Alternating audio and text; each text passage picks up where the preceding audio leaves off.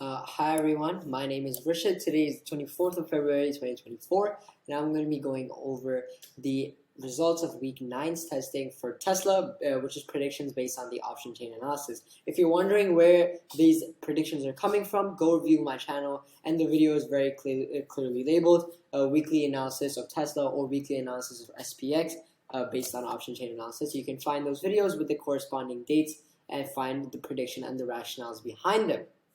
But as for the most recent one, on the 18th of February, we had, for the week ending the 23rd, we had predicted that Tesla will go up. However, the week opened at 196.13, closed at 191.97, giving us a loss of 4.16 points, which is a 2.12% loss, bringing our P&L down to 17.33%. Tesla's weekly change was minus 3.99%. And Tesla's cumulative return was minus 25.70% as of this week.